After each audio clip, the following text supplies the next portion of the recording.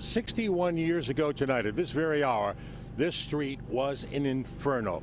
Fires burning everywhere, hours continuing to burn after a jumbo jet crashed right in the middle of this intersection. It had been involved just shortly before that in a mid-air collision with another passenger plane out of Columbus, Ohio, a plane I could have been on. Just 9 days before Christmas, when United Airlines Flight 826, inbound from Chicago, lost radio communications over the Hudson and drifted into the airspace of TWA Flight 266. The prop plane plummeted into Miller Field on Staten Island. 129 people on both aircraft and 6 people on the ground were killed. There was one survivor, 11-year-old Stephen Baltz, who was huddled in the lap of a flight attendant on the United jet and was tossed into a snowbank after the crash. He died hours later.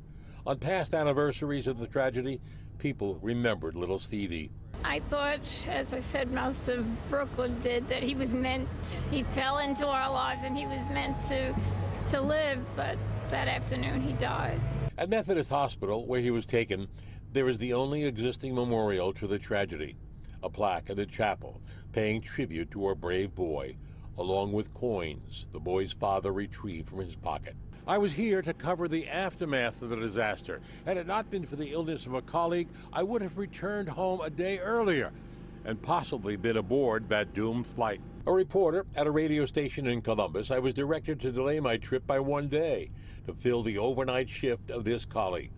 On the same flight number a day later, I scribbled notes, now yellowed and tattered from age, observing the somberness and silence of fellow passengers hidden behind newspapers with bold headlines of the disaster. Showing up at the scene, I saw total destruction, parts of the plane slicing through the Pillar of Fire church, the wreckage stretched in the roadway like tin foil, a landing gear mangled beside a tree, and the slippers of a lost soul.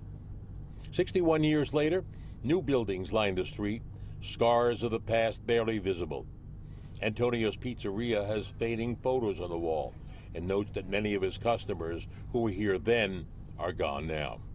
New people live here, people like Jim Turney. He's been here 15 years. For the newcomers, he says the crash is part of history, but he says there is still a certain energy that reminds them that something awful happened here. My personal belief is that absolutely must have something to do with that event.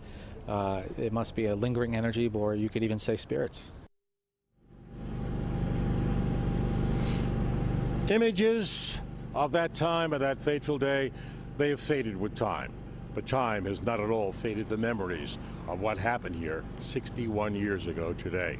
As for me, well, I've become a bit superstitious. I make it an attempt not to fly on the 16th of December each year. We're live tonight in Park Slope, Brooklyn. Marvin Scott, Pix 11 News.